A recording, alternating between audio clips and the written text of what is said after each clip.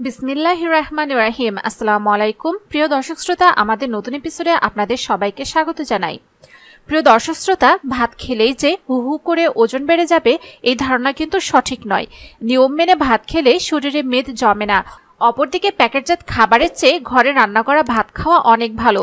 তবে ভাতের সঙ্গে আমরা অনেক সময় এমন কিছু খাবার খাই যেগুলো ওজন বাড়ানোর পাশাপাশি আরও কিছু ক্ষতি ডেকে আনতে পারে। চলুন জেনে নেওয়া যাক ভাতের সঙ্গে কোন খাবারগুলো খাওয়া ক্ষতিকর। So hello viewers, welcome to my channel Bangla health টিপসে।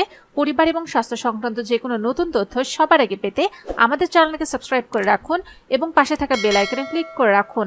এতে করে পরিবার এবং স্বাস্থ্য সংক্রান্ত নতুন নতুন ভিডিও আপনারা পেয়ে যাবেন সবার আগে। প্রিয় দর্শক শ্রোতা, ভাত তো দুপুরবেলায় খাচ্ছেনই, অনেকে আবার রাতের বেলাতেও ভাত ও রুটি একসঙ্গে খান। এ দুটো খাবার একসঙ্গে না খাওয়ারই পরামর্শ দিচ্ছেন বিশেষজ্ঞরা, কারণ দুটোতেই গ্লাইসেমিক ইন্ডেক্সের পরিমাণ অনেক বেশি থাকে, যা একসঙ্গে খেলে গ্যাস, অম্বল, বদহজমের মতো সমস্যা হতে পারে। পুষ্টিবিদদের মতে ভাতে প্রচুর পরিমাণে কার্বোহাইড্রেট থাকে। কার্বোহাইড্রেটের সঙ্গে প্রচুর সালাদ শুধু খেলে হবে না, কারণ এতে শুধু ফাইবার পাওয়া যাবে এবং বেশি খেলে শরীর থেকে কার্বোহাইড্রেট বেরিয়ে যাবে। ভাতের সঙ্গে আরও কিছু সবজি থাকলেই সালাদ খাওয়া যেতে পারে। কার্বোহাইড্রেটের সঙ্গে ভিটামিন, মিনারেল, প্রোটিন থাকলেই সেটা একটি পরিপূর্ণ মিল হবে। ভাতের সঙ্গে প্রচুর আলু খেলে শরীরে কার্বোহাইড্রেটের পরিমাণ আরও বেড়ে যায়, কিন্তু ভাতের সঙ্গে ডাল খেলে শরীরে এক ধরনের এসেনশিয়াল অ্যামিনো অ্যাসিড তৈরি হয় যা আমিষ খাবারে থাকে। এক্ষেত্রে ভাত আর ডাল খেলে সেটি পূর্ণ হয়ে যাবে।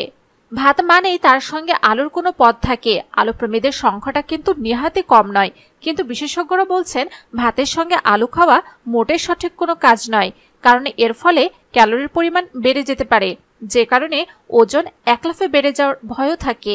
ভাতের সঙ্গে বা ভাত খাওয়ার ঠিক পরপরই অনেকে ফল খেয়ে থাকেন।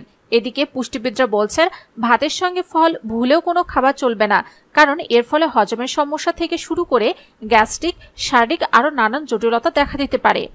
যাদের হজমের সমস্যা রয়েছে তাদের ভাতের সঙ্গে সালাদ খাওয়ার অভ্যাসটা পরিবর্তন করুন, কারণ এতে উপকারের বদলে ক্ষতি হওয়ার ভয় বেশি থাকে।